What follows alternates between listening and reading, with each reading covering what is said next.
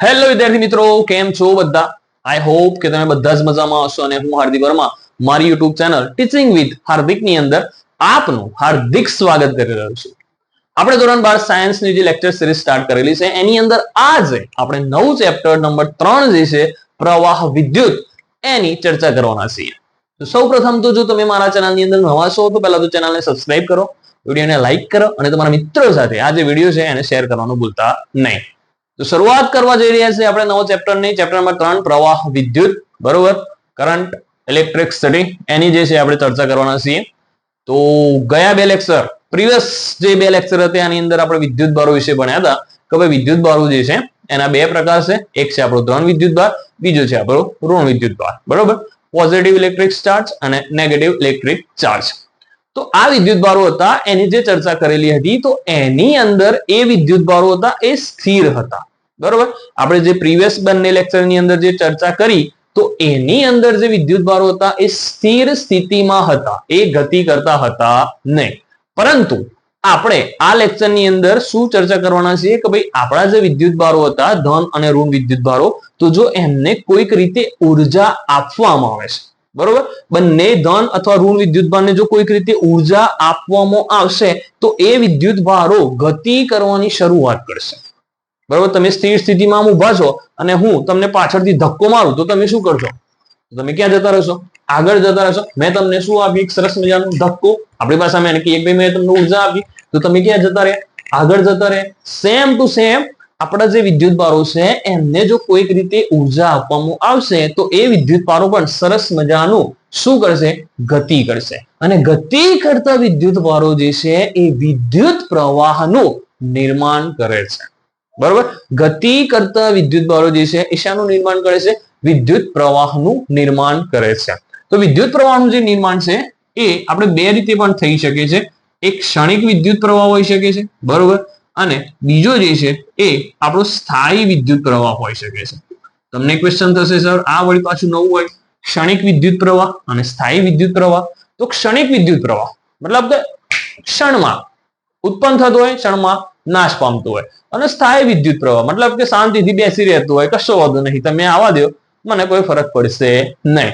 ઉદાહરણ તરીકે તમને સમજાવું કે જે વીજળી થાય છે, બરોબર, જ્યારે આકાશની અંદર સરસ મજાની વીજળી થાય છે તો એ વીજળી જે છે એ ક્ષણિક થોડા સમય માટે થાય છે, બરોબર. તો એની અંદર જે વિદ્યુત પ્રવાહનું નિર્માણ થાય છે એ આપણે ક્ષણિક વિદ્યુત પ્રવાહ કહી શકીએ છીએ. અને આપણા ઘરની અંદર તમારે ટીવી ચાલુ કરવી છે તો ટીવી ચાલુ કરવા માટે એને સતત કોન્સ્ટન્ટ તમારે એને પ્રવાહ આલવો પડશે. જો તમે સ્વિચ બંધ કરી દેશો તો તમારી ટીવી બંધ થઈ જશે. અને ટીવીને ચાલુ રાખવા માટે તમારે શું કરવું પડશે? તો એની અંદર સ્થાયી પ્રવાહ વહેતો હશે તો જ તમારી ટીવી ચાલુ રહેશે. તો એ જે છે એ છે તમારો સ્થાયી પ્રવાહ, અને વીજળી દ્વારા જે થાય છે એ છે આપણો ક્ષણિક પ્રવાહ છે. ઓકે, હવે વાત કરીએ કે ભાઈ પ્રવાહ એટલે શું, તો પ્રવાહ કોને કહીશું? તો એકચ્યુઅલી એકદમ સિમ્પલ ભાષામાં તમને સમજાવું છું કે આપણે પ્રવાહ જે છે એ કોને કહીશું. તો તમને પ્રવાહની વ્યાખ્યા લખી આપું કે ભાઈ વિદ્યુત પ્રવાહ એટલે શું. તો એકદમ સિમ્પલ ભાષામાં કહું કે એકમ આડ છેદમાંથી, ધ્યાન આપજો, એકમ આડ છેદમાંથી એકમ સમયમાં પસાર થતા વિદ્યુત ભારના જથ્થાને વિદ્યુત પ્રવાહ કહેવામાં આવે છે, બરોબર. એકદમ સિમ્પલ વ્યાખ્યા છે કે ભાઈ એકમ આડછેદમાંથી એકમ સમયમાં પસાર થતા વિદ્યુત ભારનો જે જથ્થો છે એને આપણે શું કહીએ છીએ? એને આપણે વિદ્યુત પ્રવાહ કહીએ છીએ. મતલબ કે તમારો જે વિદ્યુત ભાર જે છે એ તમારા સમયના શું છે? સમપ્રમાણમાં છે. અને અહીંયાથી જો સમપ્રમાણતાનો અચળાંક દૂર કરીશું તો એની જગ્યાએ આપણે I લખશું, અને I બરાબર અહીંયા લખાશે Q ભાગ્યા T લખાશે, બરોબર. એકદમ સિમ્પલ વ્યાખ્યા છે કે એકમ સમયમાં પસાર થતા વિદ્યુત ભારના જથ્થાને આપણે વિદ્યુત પ્રવાહ I કહીએ છીએ, બરોબર. આ છે તમારો વિદ્યુત ભાર, નીચે છે તમારો સમય. એકમ સમયમાં પસાર થતા વિદ્યુત ભારનો જથ્થો જેને આપણે શું કહીએ છીએ? વિદ્યુત પ્રવાહ કહીએ છીએ. બીજી વસ્તુ તમને કહું કે વિદ્યુત પ્રવાહ જે છે એનો એકમ નક્કી કરીએ તો કુલમ પર સેકન્ડ. બરોબર, વિદ્યુત ભારનો એકમ કુલમ, સમયનો એકમ તમારો સેકન્ડ, તો કુલમ પર સેકન્ડ, અને એને જ આપણે ફિઝિક્સની ભાષામાં એમ્પિયર કહીએ છીએ. બરોબર, એને જ આપણે ફિઝિક્સમાં શું કહીએ છીએ? એમ્પિયર કહીએ છીએ. તો એક નાનકડો પ્રશ્ન એ થાય કે ભાઈ વિદ્યુત પ્રવાહનો એકમ શું થશે? તો વિદ્યુત પ્રવાહનો એકમ તમારો શું થશે? એમ્પિયર થશે. કુલમ પર સેકન્ડ એનો મતલબ એમ્પિયર. બીજી વસ્તુ કહું કે વિદ્યુત પ્રવાહ જે છે એ તમારી અદિશ રાશિ છે. બરોબર, વિદ્યુત પ્રવાહ જે છે એ તમારી અદિશ રાશિ છે. પ્રશ્ન પણ એવો થાય કે સાહેબ વિદ્યુત પ્રવાહ જે છે કરંટ છે, તો આપણા ઘરે પણ આપણે જોઈએ છે કે કોઈ બી આપણી સ્વિચ હશે તો સ્વિચ ઉપર લખેલું હશે 20 એમ્પિયર અથવા તો 15 એમ્પિયર અથવા તો 12 એમ્પિયર. તો સાહેબ વિદ્યુત પ્રવાહ જે છે એના જોડે મૂલ્ય પણ છે અને એ પ્રવાહ એને દિશા પણ હોય છે. તમે ધ્યાન આપશો તો તમારા પંખા સુધી, મતલબ કે અહીંયા કોઈ સ્વિચ બોર્ડ છે તો સ્વિચ બોર્ડ થી તમારું જે વાયર જે છે એ પંખા સુધી જતું હશે, તો તમે અહીંયા સ્વિચ પાડશો તો એની અંદર વિદ્યુત પ્રવાહ જે છે એ કોઈ દિશામાં વહેતો હશે. તો એને દિશા પણ છે અને એને મૂલ્ય પણ છે. એમ છતાં પણ વિદ્યુત પ્રવાહ જે છે એ અદિશ રાશિ કેમ છે? કારણ કે જ્યારે પણ પરીક્ષામાં એક્ઝામ પૂછાશે, પ્રશ્ન પૂછાશે તો એની અંદર આપણને કન્ફ્યુઝ થાય તો વિદ્યુત પ્રવાહ જોડે તો મૂલ્ય પણ છે અને વિદ્યુત પ્રવાહની દિશા પણ છે, તો શા માટે અદિશ રાશિ છે? તો વિદ્યુત પ્રવાહ જે છે એ આપણા સદિશોના સરવાળાના નિયમ જે છે એને અનુસરતું નથી. એટલા માટે આપણી જે વિદ્યુત પ્રવાહ રાશિ જે છે એ કેવી રાશિ છે? આપણી અદિશ રાશિ છે. બીજી ચર્ચા કરીએ કે ભાઈ વિદ્યુત પ્રવાહ જે છે એનું પારિમાણિક સૂત્ર શું થશે? તો આની અંદર દળનો કોઈ ફાળો નથી, બરોબર, લંબાઈનો કોઈ ફાળો નથી. અહીંયા છે તમારું કુલમ અને નીચે છે તમારું સેકન્ડ. તો કુલમ અને સેકન્ડ, તો એની જગ્યાએ આપણે આ રીતે લખી શકીએ કે ભાઈ એમ્પિયર છે એટલે A1 અને સમય માટે આપણે લખશું T-1. M0 L0 A1 અને અહીંયા લખાશે T-1 કુલમ પર સેકન્ડ, અથવા તો કુલમની જગ્યાએ અહીંયા આપણે Q1 અને સમય છે એની જગ્યાએ આપણે લખશું T-1 લખી શકીશું. બરોબર, કુલમ માટે અહીંયા મેં Q લખ્યું છે અને સમય નીચે છે તો એના માટે મેં લખ્યું છે T-1. ઓકે, તો M0 L0 Q1 અને T-1 આ જે છે એ આપણા વિદ્યુત પ્રવાહનું પારિમાણિક સૂત્ર છે. આ એનો એકમ છે. અને વિદ્યુત પ્રવાહ કેવી રાશિ છે? તો વિદ્યુત પ્રવાહ જે છે એ આપણી અદિશ રાશિ છે. ચલો, અહીંયા સુધી તમને ખ્યાલ આવ્યો હશે. બરોબર, અહીંયા સુધી તમારું બધું ડન. જો કોઈ ખબર ના પડી હોય તો તમે પૂછી શકો છો. ચલો રેડી. હવે જોઈએ કે ચલો રેડી કે સ્થાયી પ્રવાહ વહેતો હશે તો એના માટેનું સમીકરણ શું હશે? અને જો સમય સાથે તમારો પ્રવાહ બદલાતો હશે તો એના માટે આપણે વિદ્યુત પ્રવાહનું સમીકરણ શું હશે? તો જો તમારો સ્થાયી પ્રવાહ વહેતો હશે તો એના માટે આપણે સમીકરણ આવું લખશું કે ડેલ્ટા Q ભાગ્યા ડેલ્ટા T. બરોબર, આ સ્થાયી પ્રવાહ માટે. પરંતુ સમય સાથે જો તમારો વિદ્યુત પ્રવાહ જે છે એ બદલાતો હશે તો એની જગ્યાએ હું આવું લખી શકું કે ભાઈ તાક્ષણિક પ્રવાહ શોધવો હોય મારે. બરોબર, તાક્ષણિક પ્રવાહ શોધવો હોય તો તમને ખબર છે આપણે અહીંયા લઈએ છીએ કે limit delta T tends to 0, અહીંયા લખવામાં આવે છે ડેલ્ટા Q ભાગ્યા ડેલ્ટા T. આનો મતલબ શું થાય તમને ખબર છે? ડેલ્ટા T ટેન્ડ્સ ટુ 0 આનો મતલબ શું થાય? તો તમે કહેશો સાહેબ શૂન્યની નજીક. ઓકે, શૂન્યની નજીક, પરંતુ શૂન્ય હોવું જોઈએ નહીં.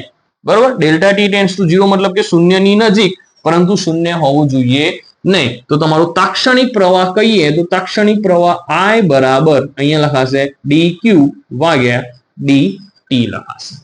ઓકે, વિદ્યુત પ્રવાહ I બરાબર dq ભાગ્યા dt. આ જે મળ્યું એ મળે છે આપણને તાક્ષણિક પ્રવાહ જે છે એ આપણને મળે છે. તો આ થઈ ગઈ આપણા વિદ્યુત પ્રવાહની વાત. ચલો આના પર એક નાનકડો જે ક્વેશ્ચન જે છે એ પણ આપણે લાસ્ટમાં કરીશું કે પ્રવાહ જે છે એ આપણે કેવી રીતે શોધી શકીશું. ચલો ડન અહીંયા સુધી. તો હવે જે છે આની ચર્ચા જે છે આપણે અહીંયા પૂરી કરીશું અને આના પછીનો એક પ્રશ્ન છે કે ભાઈ ઓહમનો નિયમ જે છે એ શું હોય એ આપણે મેળવવાનું છે. કે ભાઈ ઓહમનો નિયમ જે છે એ તમારે મેળવવાનો છે. તો ઓહમનો નિયમ શું છે એની આપણે ચર્ચા કરીએ કે ભાઈ ઓહમનો નિયમ લખો અને સમજાવો. ઓકે, ક્વેશ્ચન કંઈક એવું છે કે ઓહમનો નિયમ લખો અને સમજાવો. ઓહમનો નિયમ લખો અને સમજાવો. લખો કોઈ ભાઈનું નામ નથી, બરોબર, લખવાનું છે. તો ઓહમનો નિયમ જે છે એ ઈસવીસન 1828 માં, બરોબર, ઈસવીસન 1828 માં કયા તો ભૌતિક શાસ્ત્રી પણ હતા પ્લસ ગણિત શાસ્ત્રી પણ હતા, બરોબર. ભૌતિક શાસ્ત્રી અને ગણિત શાસ્ત્રી એવા જોર્જ સાયમન, બરોબર, જોર્જ સાયમન ઓહમે એક સરસ મજાનો નિયમ આપ્યો. ઈસવીસન 1828 ની અંદર ભૌતિક શાસ્ત્રી વત્તા ગણિત શાસ્ત્રી, ફિઝિસિસ્ટ હતા અને મેથેમેટિશિયન પણ હતા, એવા જોર્જ સાયમન ઓહમે એવો નિયમ આપ્યો કે નિશ્ચિત ભૌતિક પરિસ્થિતિમાં વાહકના આડછેદમાંથી વહેતો વિદ્યુત પ્રવાહ વિદ્યુત સ્થિતિમાનના તફાવત અને વિદ્યુત પ્રવાહના સમપ્રમાણમાં હોય છે. બરોબર, હું લખતો નથી, તમે તમારા ચોપડી બુક્સની અંદર પણ જોઈ શકો છો કે નિશ્ચિત ભૌતિક પરિસ્થિતિમાં વાહકના આડછેદમાંથી વહેતો વિદ્યુત પ્રવાહ એ બંને છેડા વચ્ચેના વિદ્યુત સ્થિતિમાનના તફાવત અને વિદ્યુત પ્રવાહના સમપ્રમાણમાં હોય છે.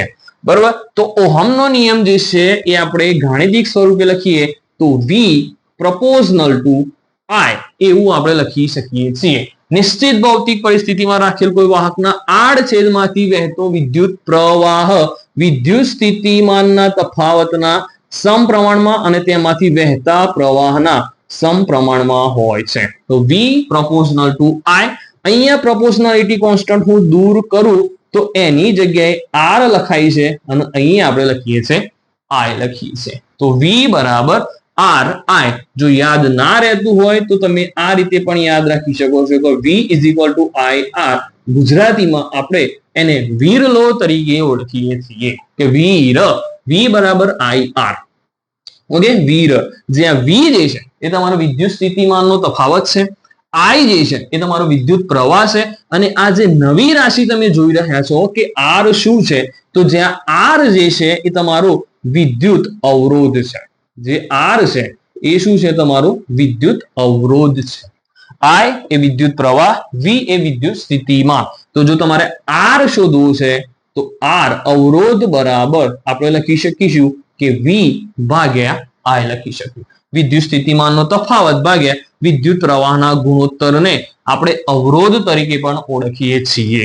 હવે એની ચર્ચા કરીએ કે ભાઈ અવરોધ જે છે તો અવરોધનો એકમ શું થશે અને અવરોધ એટલે શું, એની ચર્ચા પણ આપણે કરીશું. પહેલા આનું આપણે એકમ જોઈએ કે ભાઈ અવરોધ મતલબ કે વિદ્યુત સ્થિતિમાન, તો વિદ્યુત સ્થિતિમાનનો એકમ વોલ્ટ અને તમારો પ્રવાહનો એકમ શું થશે, એમ્પિયર થશે. તો વોલ્ટ પર એમ્પિયર એને આપણે ઓહમ તરીકે ઓળખીશું અને એનો સંકેત જે છે એ આપણો ઓમેગા છે.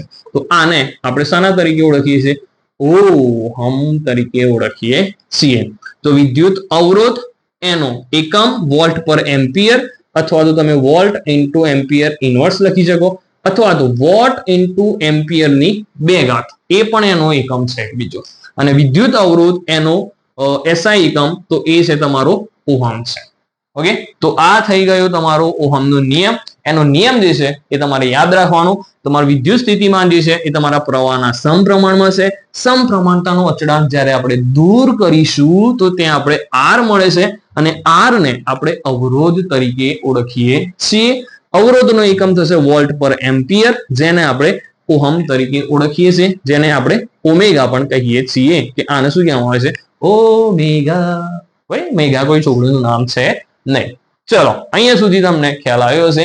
હવે જે પ્રશ્ન ડિસ્કસ કરવાના છીએ એ પ્રશ્ન ખરેખર પરીક્ષા લક્ષી MCQ ની અંદર એમાંથી 1 માર્ક્સનો જે છે એ ક્વેશ્ચન પૂછાઈ શકે છે. ચલો ડન. આનું પારિમાણિક સૂત્ર પણ જો બનાવવું હોય તો આપણે બનાવી શકીએ છીએ કે ભાઈ આનું પારિમાણિક સૂત્ર જે છે એ શું થશે. કદાચ એક્ઝામમાં પૂછાઈ શકે કે અવરોધનું પારિમાણિક સૂત્ર જણાવો, નીચેનામાંથી કયું છે, તો આપણને જે છે એ આવડવું જોઈએ. ચલો એક માઇક ચેક કરી દઈએ. ચલો માઇક રેડી છે અને આપણો વિડીયો પણ રેડી છે. ઓકે, તો પ્રશ્ન એવો છે કે અવરોધ એટલે શું અને તેના મૂલ્યનો આધાર કઈ કઈ બાબતો પર છે તે સમજાવો, અને વાહકનો અવરોધ વાહકના પરિમાણ પર કેવી રીતે આધાર રાખે છે તે સમજાવો. બરોબર. વિદ્યુત અવરોધ એટલે શું અને તેના મૂલ્યનો આધાર કઈ કઈ બાબતો પર છે એ વસ્તુ જે છે એ આપણે શીખવાના છીએ. ઓકે, ચલો. તો વિદ્યુત અવરોધ એટલે શું એની તમને પહેલા વાત કરું કે વિદ્યુત અવરોધ એટલે શું. તો વિદ્યુત અવરોધ એટલે કે વાહકમાં, એકદમ સિમ્પલ છે, વાહકમાં વિદ્યુત ભારોની ગતિને, બરોબર, વાહકમાં વિદ્યુત ભારોની ગતિને અવરોધવાના ગુણ ધર્મને શું કહેવામાં આવે છે? વિદ્યુત અવરોધ કહેવામાં આવે છે. બરોબર. વાહકમાં વિદ્યુત ભારોની ગતિને અવરોધવાના ગુણધર્મને વિદ્યુત અવરોધ કહેવામાં આવે છે. તમને પ્રશ્ન થાય સાહેબ કેવી રીતે? તો આપણે સપોઝ કે કંઈક ખેતરમાં તમે કામ કરતા હોય અને ખેતરની અંદર તમારે પાણી જે છે એ તમે પીવડાવતા હોય તમારા ખેતરની અંદર, તો પાણી તમારું આવી રહ્યું છે અને એ પાણીને તમારે રોકવું છે. બરોબર. તમારે નીક બનાવીએ છીએ આપણે, તો નીકની અંદર પાણી આવી રહ્યું છે અને એ પાણીને આપણે રોકવું છે, તો આપણે શું કરીશું? તો એના આગળ માટીથી એક સરસ મજાનો આપણે શું બાંધી દઈશું? પાળ બાંધી દઈશું કે જેથી કરીને પાણી જે છે એ આગળ જાય નહીં. એ પાળ બાંધી એને આપણે શું કહીએ ભાષામાં? એને આપણે અવરોધ કહીએ. ભાઈ આ અવરોધ નાખી દીધો. બરોબર. તમારે સરસ મજાની કોઈ ઈચ્છા છે કે તમારે ટુ વ્હીલર લેવી છે સ્કૂલમાં જવા માટે, અને તમારે સરસ મજાનું સપનું છે કે મારે ટુ વ્હીલર લેવી જ છે, પરંતુ તમારા પિતાશ્રીએ તમને ના પાડી દીધી કે બેટા ટુ વ્હીલર તો હાલ નહીં આવે. તો તમારા સપનાની અંદર અવરોધ કોને દાખ્યો? તમારા પિતાશ્રી અવરોધ દાખ્યો. તો એમ જ ફિઝિક્સની અંદર પણ એવું છે કે ભાઈ વાહકમાં જે વિદ્યુત ભારો છે એની ગતિ થાય છે, તો એ ગતિને અવરોધવાનો જે ગુણધર્મ છે એને જ આપણે શું કહીએ છીએ? વિદ્યુત અવરોધ કહીએ છીએ. તો વિદ્યુત અવરોધ જે છે એ કઈ કઈ બાબતો પર આધાર રાખે છે એ પ્રશ્નની આપણે ચર્ચા કરીએ. તો સપોઝ કે આપણા જોડે એક સરસ મજાનું આવું એક લંબચોરસ વાહક છે આપણા જોડે. બરોબર. સપોઝ કે આવું આપણા જોડે એક લંબચોરસ વાહક છે કે જેની લંબાઈ L છે અને જેનું ક્ષેત્રફળ A છે. આ શરૂઆતની ચર્ચા છે. બરોબર. આપણા જોડે એક સરસ મજાનું વાહક ચોસલું છે, બરોબર, કે જેનું લંબાઈ L છે અને જેનું ક્ષેત્રફળ A છે. ફર્સ્ટ ઓફ ઓલ શું કરું છું? ધ્યાન આપજો. પહેલી પરિસ્થિતિમાં શું કરું છું કે આ જે લંબચોરસ વાહક લીધી છે એની લંબાઈ જે છે એ હું વધારી દઉં છું. બરોબર. આ જે લંબચોરસ મેં લીધું છે ચોસલું, એનું જે લંબાઈ જે છે એ પહેલા L હતી, હવે એની લંબાઈ હું વધારી અને બીજી L કરી દઉં છું. મતલબ કે આ L અને આ L, એની લંબાઈ શરૂઆતમાં L હતી, પછી મેં એની લંબાઈ કેટલી કરી? 2L કરી. એનું ક્ષેત્રફળ જે છે એ તો એનું A જ છે. બરોબર. આકૃતિ જે છે આપણે ફરીથી થોડું ડ્રો કરીએ. ચલો ધ્યાન આપજો. એકદમ સરસ મજાનો ક્વેશ્ચન છે આકૃતિની અંદર કે શરૂઆતમાં મારા જોડે એક વાહક ચોસલું છે કે જેની લંબાઈ જે છે એ આપણે L લીધેલી છે. બરોબર. જેની લંબાઈ મેં L લીધેલી છે અને જેનું ક્ષેત્રફળ જે છે એ મેં A લીધેલું છે. શરૂઆતમાં શું કરું છું હું કે એની લંબાઈ જે છે એ હું વધારી દઉં છું. પહેલા L હતી, હવે એની લંબાઈ L થી L, મતલબ કે એની લંબાઈ જે છે એ હું 2L જેટલી કરી નાખું છું. બરોબર. જ્યારે એનું ક્ષેત્રફળ શરૂઆતમાં જે હતું એટલું જ છે, મતલબ કે ક્ષેત્રફળ બદલતો નથી, ફક્ત ને ફક્ત એની શું કરું છું? હું લંબાઈ બદલું છું. તો આ બંને સ્વતંત્ર ચોસલાઓમાંથી પસાર થતો વિદ્યુત પ્રવાહ જે છે, બરોબર, આ બંને સ્વતંત્ર ચોસલામાંથી પસાર થતો જે વિદ્યુત પ્રવાહ જે છે એ આપણને I મળે છે. જ્યારે આ બંને ચોસલાઓના વચ્ચે જે વિદ્યુત સ્થિતિમાન જે છે, બરોબર, આ બંને સ્વતંત્ર ચોસલાઓ વચ્ચે વિદ્યુત સ્થિતિમાનનો જે તફાવત છે એ મને 2V મળશે. બરોબર. V અને V આ બંનેનો જે વિદ્યુત સ્થિતિમાનનો તફાવત જે છે એ મને કેટલો મળશે? 2V. જ્યારે પ્રવાહ બદલાશે નહીં, જ્યારે વિદ્યુત સ્થિતિમાનનો તફાવત બદલાશે, V નો કેટલો થશે? 2V થશે. બરોબર. તો વિદ્યુત અવરોધ સપોઝ કે હું લઉં કે વિદ્યુત અવરોધ RC બરાબર તમને ખબર છે કે તમારો વિદ્યુત સ્થિતિમાનનો તફાવત ભાગ્યા તમારો વિદ્યુત પ્રવાહ, મતલબ વિદ્યુત સ્થિતિમાનનો તફાવત આપણને 2V મળે છે, જ્યારે વિદ્યુત પ્રવાહ આપણને શું મળે છે? I મળે છે. હવે તમે આ વસ્તુ ધ્યાન આપો કે V ભાગ્યા I એના બરાબર તો શું લખાય? તો V ભાગ્યા I એના બરાબર તો આપણે વિદ્યુત અવરોધ R લખીએ છીએ. બરોબર. વી ભાગ્યા આઈ એના જગ્યાએ આપણે વિદ્યુત અવરોધ શું લખીએ છીએ? આર લખીએ છીએ. ચલો આપણે તમારી જાણકારી માટે હું અહીંયા સમીકરણ લખું છું કે આર બરાબર વી ભાગ્યા આઈ, આને સમીકરણ 1 આપું છું. તો આની અંદર તમે જુઓ કે વી ભાગ્યા આઈ, તો વી ભાગ્યા આઈ એના બરાબર તો શું લખાશે? આર લખાશે. તો આ વસ્તુ પરથી આપણને શું શીખવા મળે છે કે જો તમારો અવરોધ જે છે એ તમારા લંબાઈ, બરોબર, આ જે લંબાઈ લીધી છે વાહકની, એ લંબાઈના સમપ્રમાણમાં છે. જો લંબાઈ વધારવામાં આવશે તો તમારો વિદ્યુત અવરોધ પણ વધશે. બરોબર. જો લંબાઈ વધારવામાં આવશે તો તમારો વિદ્યુત અવરોધ પણ વધશે. એનો મતલબ શું થયો કે વિદ્યુત અવરોધ જે છે, વિદ્યુત અવરોધ એ વાહકની લંબાઈના શું છે? સમપ્રમાણમાં હોય છે. એક્ઝામની અંદર આવો ક્વેશ્ચન જે છે એ તમને પૂછાશે કે ભાઈ લંબાઈ બમણી કરતા એનો અવરોધ ખાલી જગ્યા થાય છે, લંબાઈ અડધી કરતા એનો અવરોધ ખાલી જગ્યા થાય છે. તો આપણને ખ્યાલ હોવો જોઈએ કે વિદ્યુત અવરોધ જે છે એ વાહકની લંબાઈના શું હોય છે? સમપ્રમાણમાં હોય છે. શરૂઆતમાં L લંબાઈ હતી, મેં એની લંબાઈ વધારી, તો લંબાઈ વધારું તો એનો અવરોધ પણ શું થશે? વધશે. બરાબર. આ પરિસ્થિતિ આપણી 1 છે. હવે પરિસ્થિતિ નંબર 2 જોઈએ કે એની અંદર કેવું છે. બરોબર. એક આ સમીકરણ જે છે એ તમે યાદ રાખજો, સમીકરણ 2, આના નામ આપી દઈએ RC પ્રોપોર્શનલ ટુ L. બરોબર. કે વિદ્યુત અવરોધ જે છે એ આપણા લંબાઈના કેવું છે? સમપ્રમાણમાં છે. ચલો ડન. અહીંયા સુધી મસ્ત થિયરી છે, આમ તો આવડી જાય એવી છે, કઈશું કઈ ભારે છે નહીં. હવે એ ફરમાઈક ચેક કરી લઈએ આપણે. ઓકે, ચલો ડન. હવે શું થાય? આઈ એમ સોરી. ચલો રેડી. હવે શું થાય છે કે જે તમે ચોસલું લીધું છે વાહક, બરોબર, આ જે ચોસલું છે એની આડછેદ, એનું જે ક્ષેત્રફળ હતું એ હતું, પરંતુ આ ચોસલાને વચ્ચેથી હું કટ કરી દઉં છું. બરોબર. પહેલા વખત આપણે લંબાઈ વધારી હતી, હવે શું કરીએ છીએ તો આને વચ્ચેથી સમાન 2 ભાગમાં આપણે કાપી નાખીએ છીએ. મતલબ કે આ જે ક્ષેત્રફળ જે છે એ a/2 થશે અને નીચેનું પણ ક્ષેત્રફળ કેટલું થશે?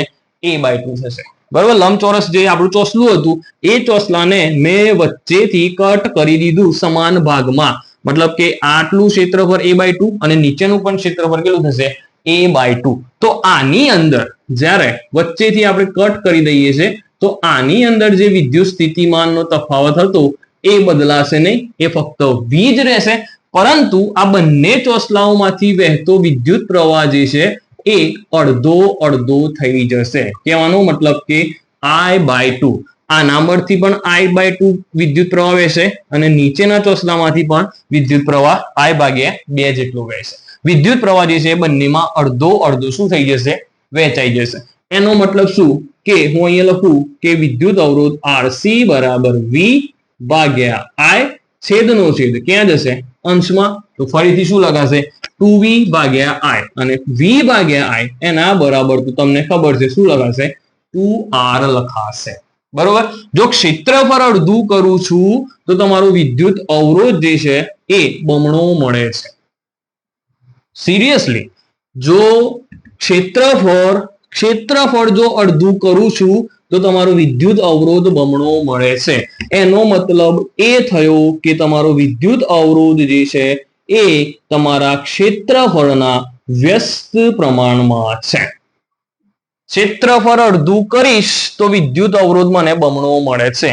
એનો મતલબ એ થયો કે આપણો વિદ્યુત અવરોધ જે છે, વિદ્યુત અવરોધ એ ક્ષેત્રફળના વ્યસ્ત પ્રમાણમાં છે. ખાસ યાદ રાખવા જેવું સેન્ટેન્સ, વ્યસ્ત પ્રમાણમાં છે.